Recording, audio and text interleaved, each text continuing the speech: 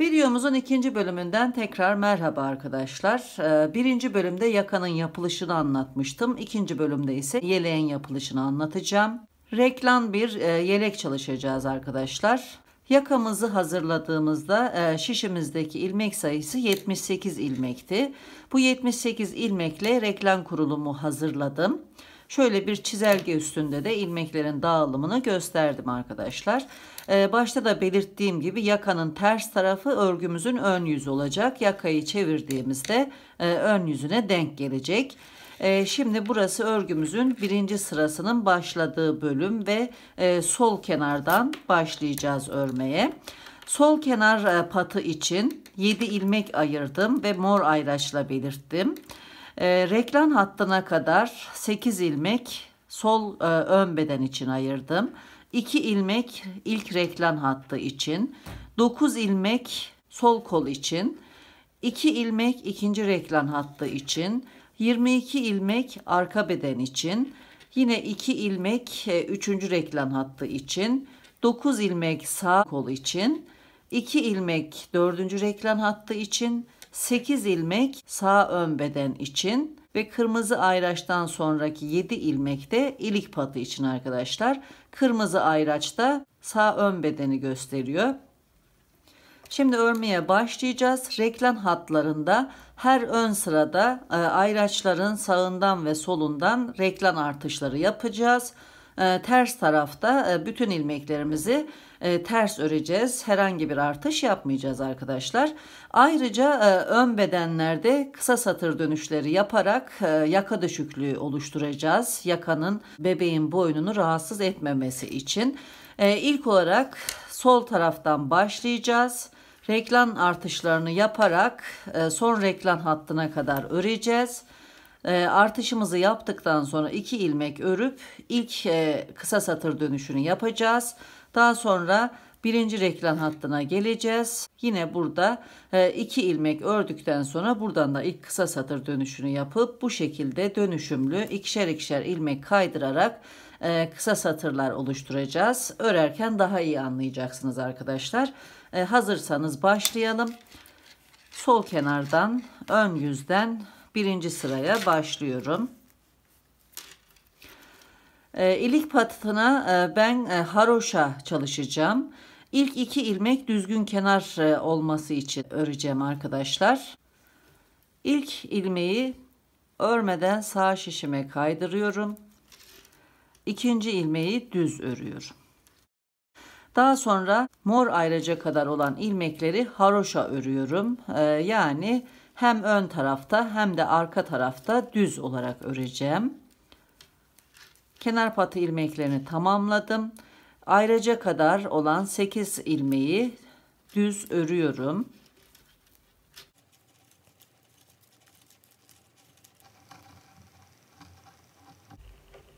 İlk reklam hattına geldim. Şimdi ayracın sağ tarafından ilk artışı yapacağım. Sol şişimle alt sıranın ipine şöyle arka taraftan batıp ilmek kaldırıyorum. İlmeğin ön tarafını şöyle çapraz düz örüyorum. Bir artış yaptım. Daha sonra 2 ayraç arasındaki ilmekleri düz örüyorum. İkinci ayraçtan sonra da yine aynı şekilde ilmek artıracağım ama bu sefer sol şişimle buraya önden batacağım şu şekilde. Oluşan ilmeğin arka kanadını çapraz düz öreceğim. Devam edeceğim. İkinci reklam hattına kadar düz öreceğim.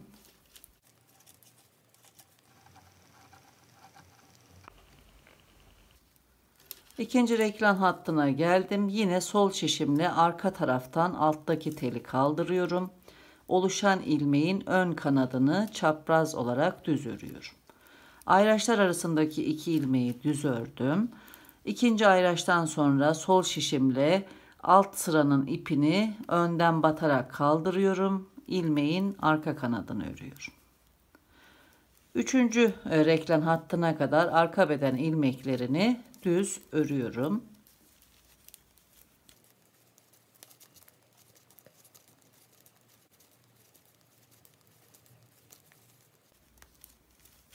Üçüncü reklam hattına geldim. Yine ayraçtan önce sol şişimle arkadan batarak alt teli kaldırıyorum. Oluşan ilmeğin ön kanadını örüyorum. Ayraçtan sonra 2 ilmek örüyorum. İkinci ayraçtan sonra yine sol şişimle önden batarak bir ilmek oluşturuyorum. Arka kanadını örüyorum. Devam ediyorum. Kol ilmeklerini örüyorum.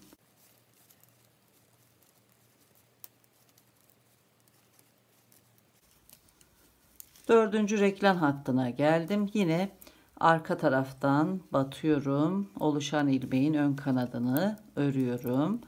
Reklam hattı ilmeklerini örüyorum. Ayraçtan sonra önden batarak ilmek kaldırıyorum. Arka kanadını örüyorum. Reklam artışından sonra 2 ilmek örüp ilk kısa satır dönüşünü yapacağız. Geleceğiz. Buradan 2 ilmek örüp dönüş yapacağız. Şimdi ilk kısa satır dönüşünü yapıyoruz. Artışımdan sonra 1-2 ilmek örüyorum. Dönüş yapıyorum. Şimdi ters taraftayım. Burada delik oluşmaması için bu ilk ilmekle bir işlem yapacağız. Şöyle bu ilmeği sağ şişe alacağız. İpi geriye doğru iyice çekerek çift ilmek oluşturacağız. Daha sonra örerken bu ikisini birlikte öreceğiz. Burada delik oluşmaması için bu işlemi yapıyoruz. Daha sonra bütün ilmekleri ters örerek devam edeceğiz. Birinci reklam hattına kadar, buraya kadar öreceğiz.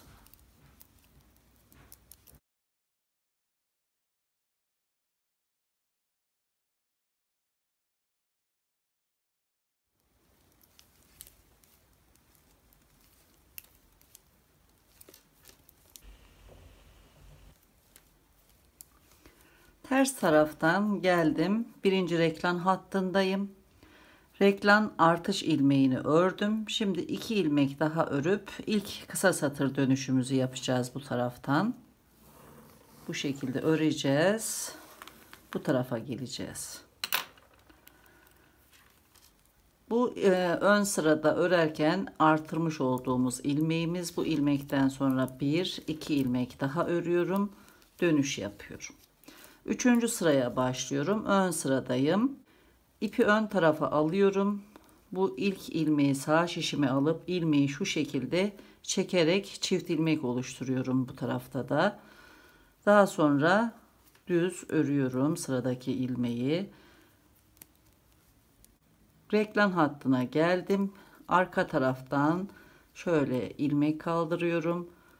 Ön kanadını örüyorum. İkinci reklam artışını yaptım. Reklam hattı ilmeklerini örüyorum. İkinci ayraçtan sonra ön taraftan batarak ilmek kaldırıyorum ve ilmeğin arka kanadını örüyorum. Devam ediyorum. Kol ilmeklerini örüyorum.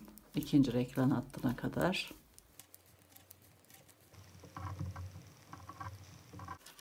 İkinci reklam hattına geldim.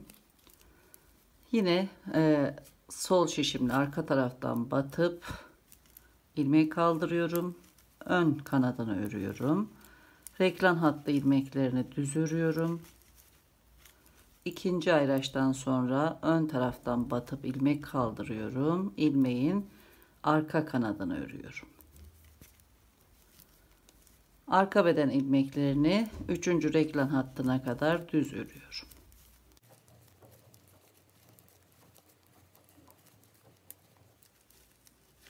Üçüncü reklam hattına geldim. Yine bir artış yapıyorum. Ayraçtan önce. Reklam hattı ilmeklerini örüyorum. Ayraçtan sonra da yine önden batarak bir ilmek kaldırıp ilmeğin arka kanadını örüyorum. Bir artış da bu tarafta yaptım. Şimdi sağ kolu örüyorum. 4. reklam hattına kadar devam ediyorum.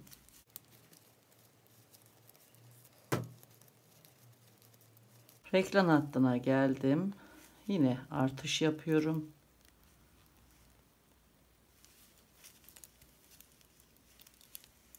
Reglen hattı ilmeklerini örüyorum. Ayraçtan sonra ön taraftan batarak yine bir artış yapıyorum.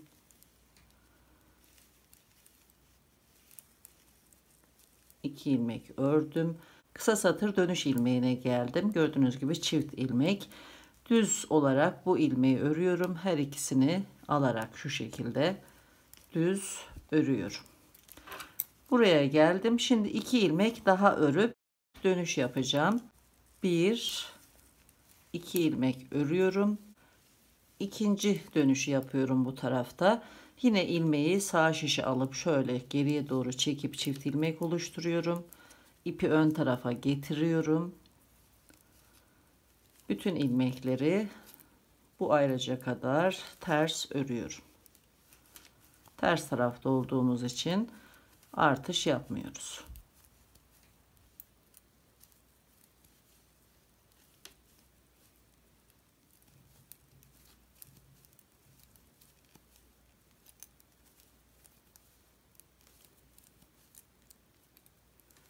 Sol taraftan birinci reklam hattına kadar geldim. Şimdi 2 ilmek daha örüp bu taraftan da ikinci kısa satır dönüşünü yapacağım. Devam edeceğim. Buraya gelip buradan yine 2 ilmek öreceğim. Burada ilmekleri örüyorum önce reklam hattından sonraki. Kısa satır ilmeğine geldim. Gördüğünüz gibi çift ilmek. Bu ilmeği ters tarafta olduğumuz için ters örüyorum. Yine 1 2 ilmek örüp dönüş yapıyorum. Ön taraftayım. İpi öne alıyorum. Bu ilmeği de sağ şişe alıp şöyle iyice çekip çift ilmek oluşturuyorum. Düz örüyorum diğer ilmekleri. Ayraca kadar geliyorum birinci reklam hattına. Yine artış yapıyorum bu reklam hattında. Arka taraftan batıyorum. İlmeğin ön kanadını örüyorum. 2 ilmek reklam hattı ilmeklerini örüyorum. Ayraçtan sonra ön taraftan batıp ilmek kaldırıyorum. Arka kanadını örerek bir artış daha yapıyorum. Devam ediyorum. Sol kol ilmeklerini örüyorum.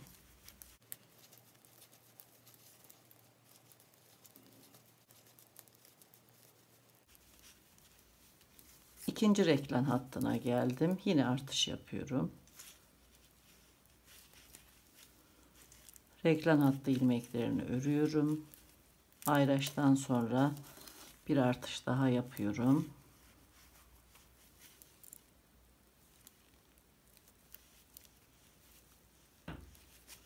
Arka beden ilmeklerini örüyorum. Üçüncü reklam hattına kadar devam ediyorum.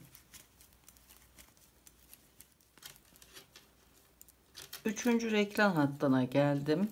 Yine artış yapıyorum ayraçtan önce.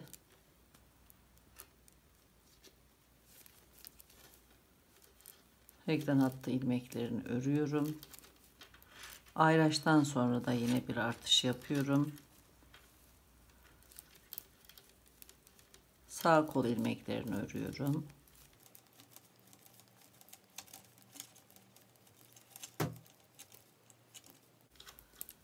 Ayraçtan önce bir artış yapıyorum. Dördüncü reklam hattı ilmeklerini örüyorum. Ayraçtan sonra da bir artış yapıyorum. Şimdi kısa satır ilmeğine kadar ilmekleri düz örüyorum. Kısa satır ilmeğine geldim. Çift ilmek. Bu ilmeği şu şekilde birlikte örüyorum düz olarak. Tekrar 2 ilmek örüp bir dönüş daha yapacağım. Üçüncü kısa satır dönüşünü yapıyorum. Bu taraftan buraya geleceğiz. 2 ilmek daha örüyorum. Ve üçüncü kısa satır dönüşünü yapıyorum sağ taraftan. Yine bu ilmeği sağ şişe alıp ilmeği geriye doğru çekip çift ilmek oluşturuyorum. Bütün ilmekleri ters örüyorum.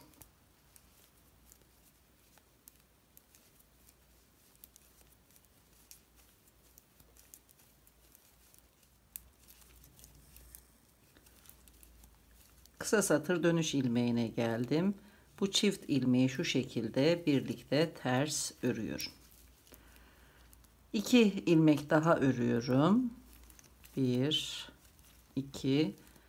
Bu tarafta 3. kısa satır dönüşünü yapıyorum. Buradayız. Şimdi buradan tekrar dönüp geleceğim ve sağ kenarda son kısa satırı yapacağız. Devam ediyorum.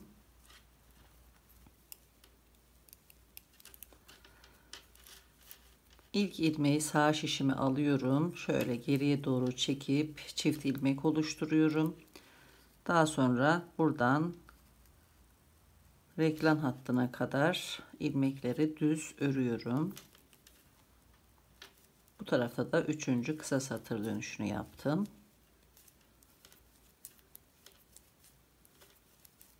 Reklam hattına geldim. Ayraçtan önce artış yapıyorum. Ayraçtan sonra 2 reklam hattı ilmeğini örüyorum. İkinci ayraçtan sonra da bir artış yapıyorum. Devam ediyorum. Sol kol ilmeklerini örüyorum. Bu ayraca kadar örelim.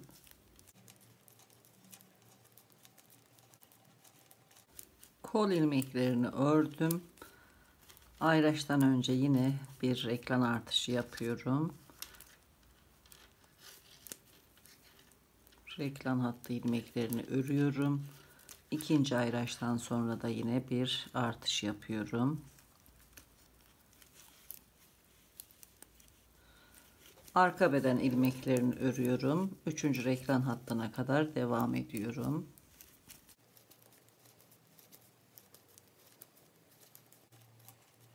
Üçüncü reklam hattına geldim. Ayraçtan önce artış yapıyorum. Reklam hattı ilmeklerini örüyorum. Ayraçtan sonra yine bir artış yapıyorum. Sağ kol ilmeklerini örüyorum.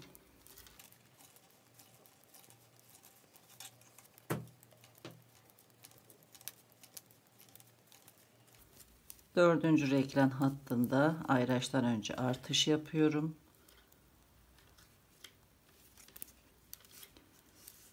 Reklam hattı ilmeklerini örüyorum.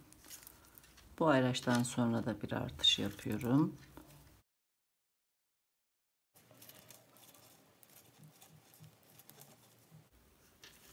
Kısa satır ilmeğine geldim. Bu ilmeği de şu şekilde birlikte düz örüyorum. Sağ tarafta son kısa satır dönüşünü yapacağım. İlik patına kadar olan 2 ilmeği örüyorum. Dönüş yapıyorum. Bu taraftaki son kısa satır dönüşünü yapıyorum. Sol tarafa geleceğim. Burada da son kez dönüş yapacağım. İlmeği geriye doğru çekiyorum.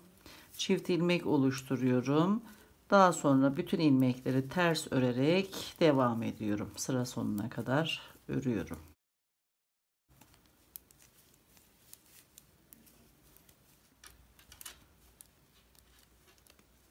Son reklam hattına kadar ördüm. Devam ediyorum. Kısa satır ilmeğine kadar ters örüyorum.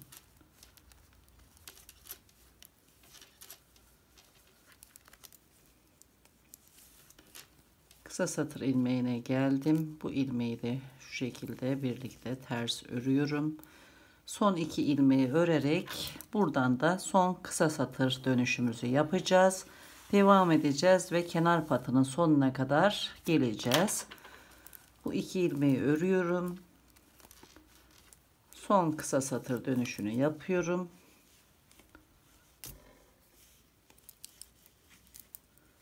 İpi ön tarafa alıyorum. İpi geriye doğru çekerek çift ilmek oluşturuyorum. Daha sonra düz örerek ilk reklam hattına kadar devam ediyorum.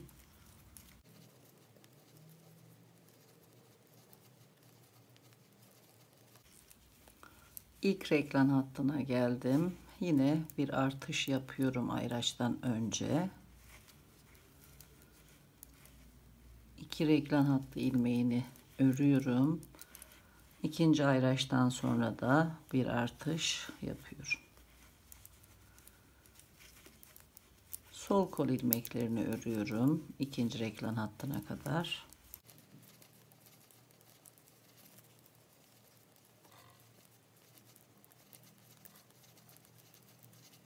İkinci reklam hattında da yine artışları yapıyorum.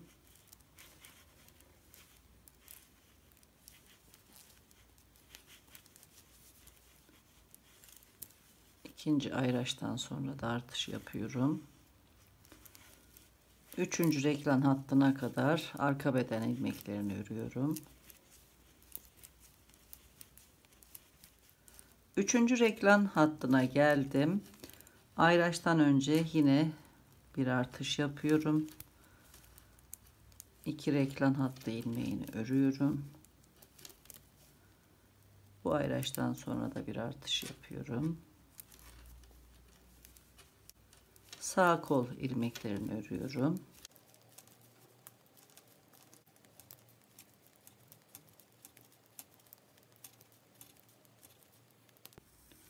Dördüncü reklam hattına geldim. Yine bir artış yapıyorum. Ayraçtan sonraki 2 ilmeği örüyorum. İkinci ayraçtan sonra da bir artış yapıyorum. Sıra sonuna kadar devam ediyoruz. Kısa satırları tamamladık. Kırmızı ayraca kadar örüyorum. Kırmızı ayraçtan önceki son kısa satır ilmeğimizi örüyorum. Şimdi bu ilmekleri de düz örüyorum. Haroşa örgüyü hem ön yüzde hem de arka yüzde düz öreceğim. Bu iki ilmeği düzgün kenar çalışmak için ayırıyorum arkadaşlar. İpim arkada, bu düz ilmeği örmeden alıyorum. Kenar ilmeği ters örüp dönüyorum. Ön tarafta sol kenar patındaki 2 ilmeği bu şekilde öreceğiz. Dönüyorum. İlk ilmeği örmeden alıyorum. İkinci ilmeği ters örüyorum. Arka tarafta da bu 2 ilmeği bu şekilde öreceğiz. Geri kalan ilmekleri haroşa örüyorum.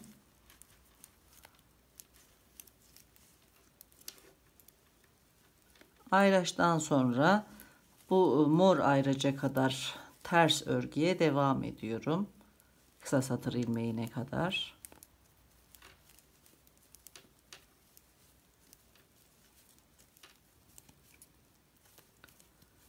Sol kenardaki son kısa satır ilmeğini şu şekilde ters örüyorum. Mor ayraçtan sonra şimdi sıra sonuna kadar örüyorum. Ayraçtan sonraki ilmekleri son 2 ilmeğe kadar haroşa örüyorum. İpi geriye alıyorum. Her 2 ilmeği de örmeden sağ şişime aktardım, dönüyorum. Kenar ilmekleri arka tarafta örmeden alıyorum. Ön tarafta düz örüyorum. Sol kenarda bu şekilde örülecek. İlk ilmeği düz örüyorum.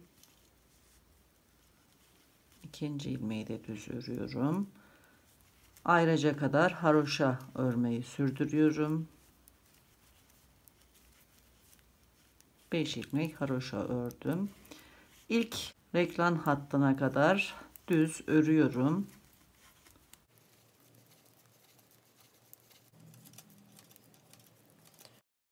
Artık reklam hattı belli olduğu için ayraçları çıkartıyorum arkadaşlar. Örmemiz daha kolay olsun diye. İlk artışı arka taraftan batarak örüyorum. 2 reklam hattı ilmeğini örüyorum. Bu ayracı da çıkartıyorum. Bu taraftan batıp bir artış daha yaptım. İkinci reklam hattına kadar devam ediyorum.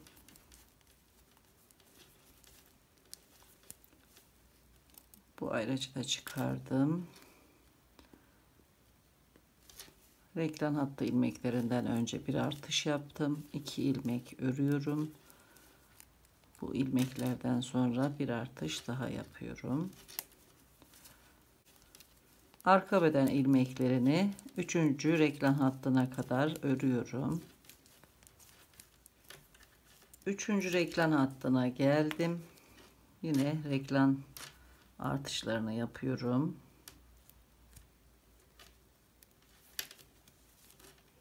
İki ilmek örüyorum. Bir artış daha yapıyorum. Sağ kol ilmeklerini örüyorum. Dördüncü reklam hattına kadar devam ediyorum.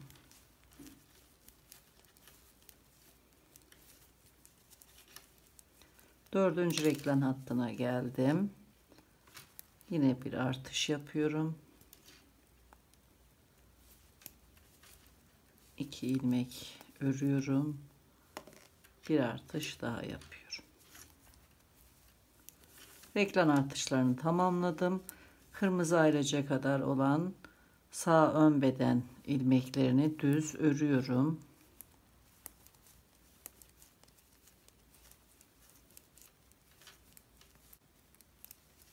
Beş ilmek haroşa örüyorum. Kenar patındayım. Kenar ilmeklere geldim. İpim arkada. İlk ilmeği örmeden alıyorum. Kenar ilmeği ters örüp dönüyorum. Örgümüzü bu şekilde sürdüreceğiz arkadaşlar. Kısa satır çalışmalarını tamamladık. 4 kez sol kenarda, 4 kez sağ kenarda olmak üzere 8 sıra kısa satır çalıştık. Daha sonra sıra sonuna kadar örgümüzü örmeye başladık. Bundan sonra ayraçtan önceki 7 ilmeğin ikisini düzgün kenar çalışıyorum. 5 tanesini haroşa örüyorum. Yine reklam hatlarının sağından ve solundan ilmek artışlarını her ön yüzde sürdüreceğim. Bu ayraçtan sonra 5 haroşa örüp yine 2 düzgün kenar ilmeğini gösterdiğim şekilde öreceğiz. Ters tarafta ise kenar patı ilmekleri dışında kalan bütün ilmekleri ters öreceğiz arkadaşlar. Bu şekilde örgümüzü sürdüreceğiz. Kenar patındaki haroşa diş sayısı 7 diş olunca tekrar birlikte olacağız. Reklam artışlarını yaparak örmeyi sürdürüyorum. Kenar patlarında 1, 2, 3, 4, 5, 6, 7 diş haroşa oldu. Bantları haroşa ördüğümüz için düz örgüyle haroşa arasındaki farkı gidermek için bir kısa satır dönüşü yapacağım. 7 diş haroşa olunca 8. dişi kısa satır olarak yapmayı düşünüyorum arkadaşlar. Her iki kenarda da bu işlemi yapacağım. Önce ayraca kadar ilmeklerimi haroşa olarak örüyorum. Kenar ilmekleri düz olarak ördükten sonra 5 ilmek haroşa örüyorum.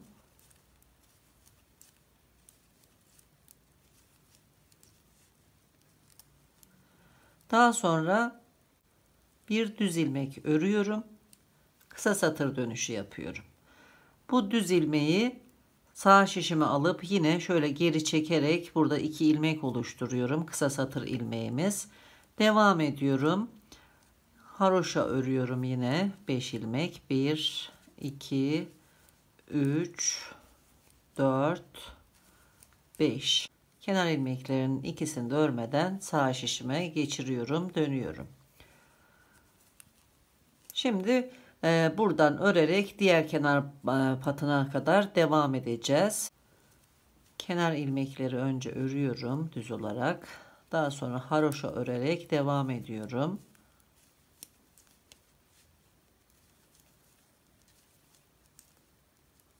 Artık bu ayraçları da çıkartıyorum.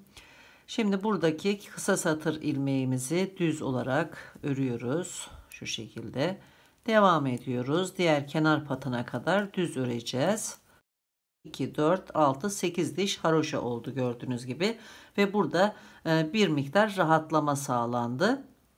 Şimdi diğer kenar patına kadar örelim. Bir kısa satır dönüşü de orada yapacağız.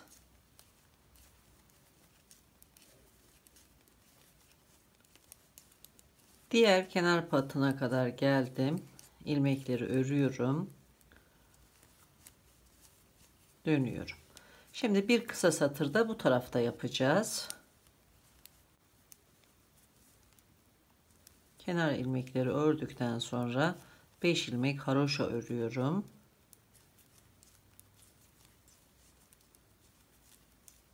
Bu ayracı da çıkartıyorum. Bir ilmekte ters ilmek örüyorum.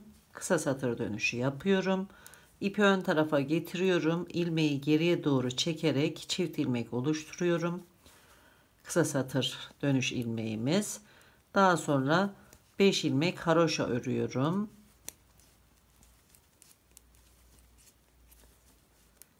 Kenar ilmekleri örüp dönüyorum. Şimdi örmeyi sürdüreceğim.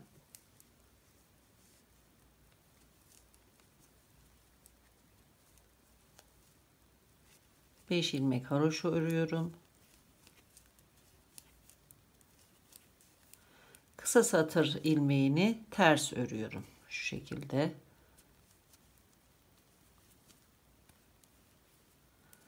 Ters örerek sıra sonuna kadar devam ediyorum. Dönüşte ilik açacağız.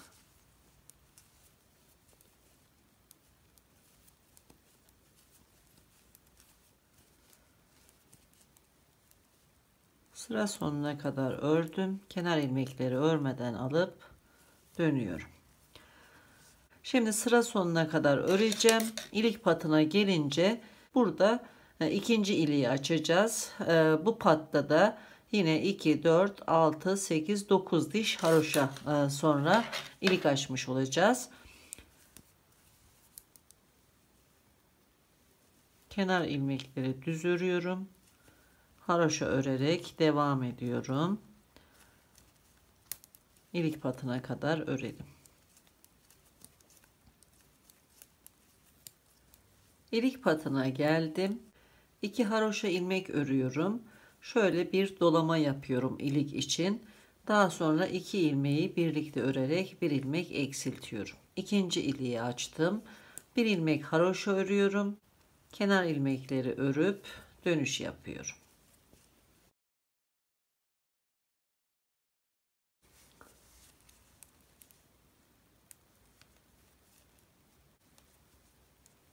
Kenar ilmekleri ördüm. Haroşa örüyorum 5 ilmek. Bu artırmış olduğum ilmeği de aynı şekilde haroşa örüyorum. Diğer kenar patına kadar diğer ilmekleri de ters örüyorum. Bu şekilde örgümüzü sürdüreceğiz.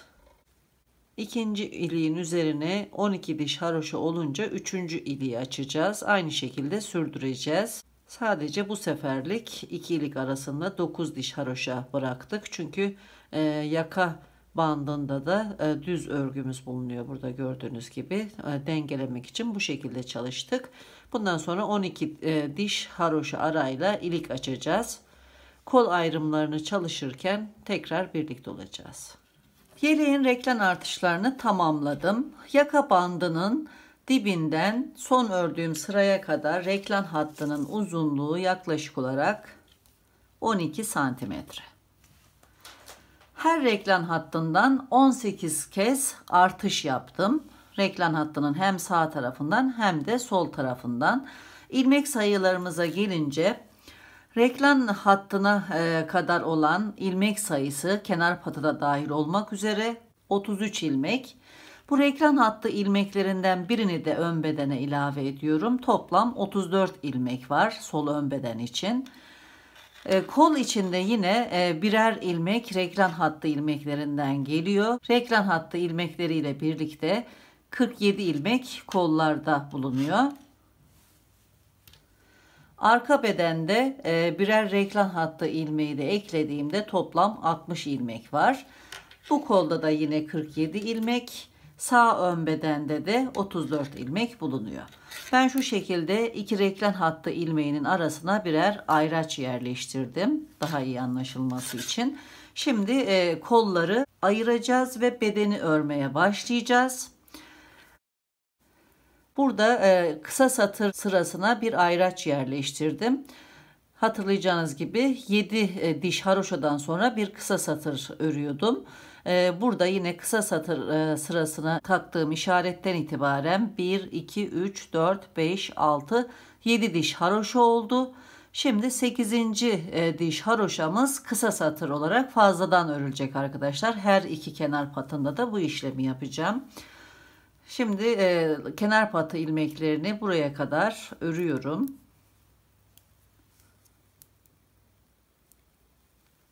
İki kenar ilmeği düz örerek başladım. 5 haroşa ilmek örüyorum.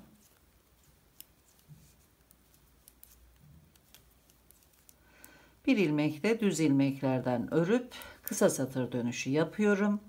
Bu ilmeği sağ şişime alıp geriye doğru ilmeği çekiyorum. Çift ilmek oluşturuyorum. 5 ilmek haroşa örüyorum. 2 kenar ilmeği örmeden alıp dönüyorum. Şimdi sırayı devam ettireceğim. Önce kenar ilmekleri örüyorum. 5 ilmek haroşa örüyorum.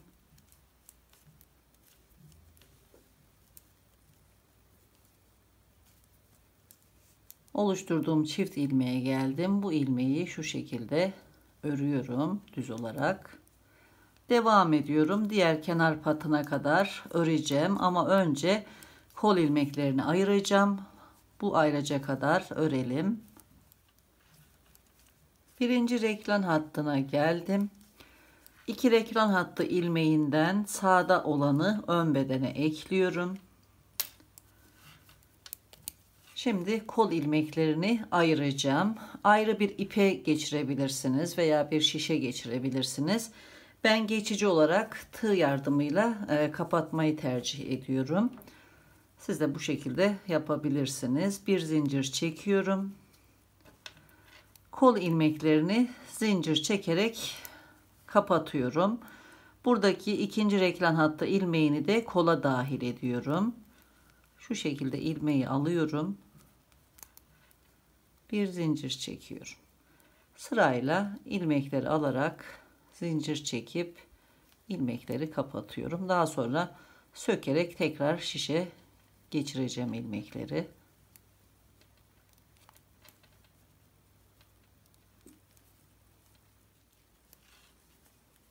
İkinci reklam hattı ilmeğinin sağda olanı da kola ilave ediyorum. Kol ilmeklerini geçici olarak bir ipe yerleştirdim. Şimdi devam edeceğim. Kol altından bedene 6 ilmek ekleyeceğim ve arka bedeni örmeye başlayacağım. Şu şekilde 6 ilmek ekliyorum. 1 2 3 4 5 6. Devam ediyorum. Arka beden ilmeklerini örerek diğer kola kadar devam edeceğim.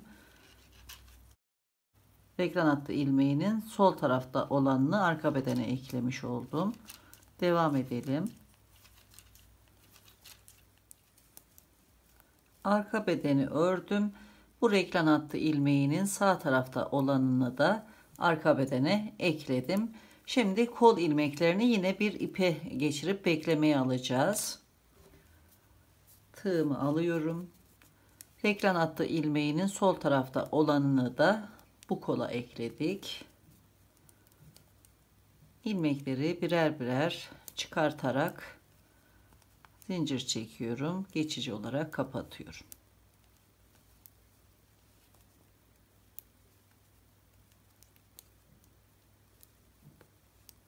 Kol ilmeklerini de yine bir ipe geçirdim. Son reklam hattı ilmeğinin sağda olanını kola ekledim. Solda olanını da sağ ön bedene ekledim. Yine kol altından 6 ilmek ekliyorum. 1 2 3 4 5 6. Sağ ön bedeni örerek kenar patına doğru ilerliyorum.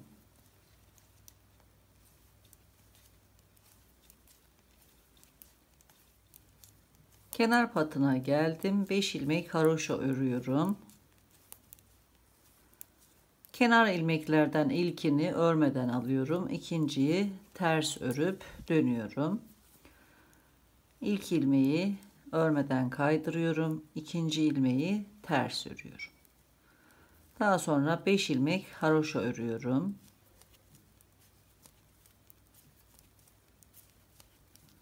Bir ilmek de ters örüp kısa satır dönüşü yapıyorum. İpim önde, bu ilmeği sağ şişime alıp geriye doğru çekiyorum. Çift ilmek oluşturuyorum. 5 ilmek haroşa örüyorum. 1, 2, 3, 4, 5. İlk ilmeği sağ şişe kaydırıyorum. Kenar ilmeği örüp dönüyorum. Şimdi bütün ilmeklerimi ters örerek bu kenara kadar geleceğiz. Kenar patı ilmeklerini haroşa öreceğiz. Kenar ilmeği örmeden aldım. İkinci ilmeği ters örüyorum. Önce 5 ilmek haroşa örüyorum.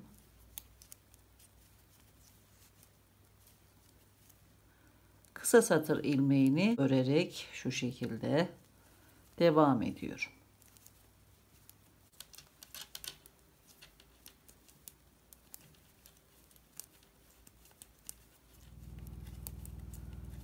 Sıra sonuna geldim. Kenar ilmekleri örmeden alıp dönüyorum. 2 kenar ilmeği örerek başlıyorum. 5 haroşa ilmek örüyorum.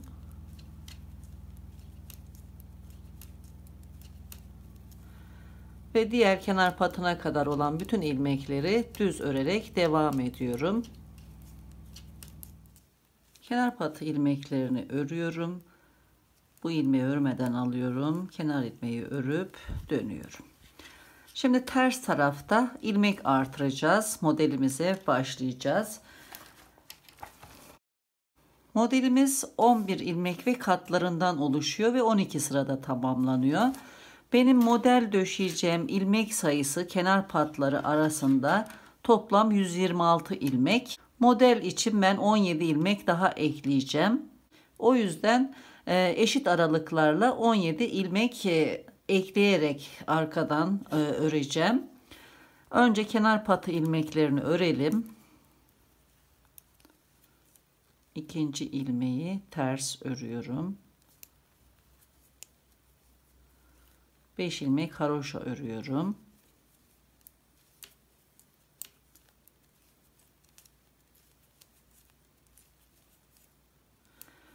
Şimdi ilk başta 7 ilmek ters örüyorum. 1 2 3 4 5 6 7. Bir ilmek ekliyorum. Devam ediyorum. 7 ilmek örüyorum. 1 2 3 4 5 6 7. Tekrar bir ilmek ekliyorum. Bu şekilde 7 ilmek örüp bir ilmek ekleyerek 17 ilmek ekleyeceğiz. Sıra sonuna kadar devam edelim.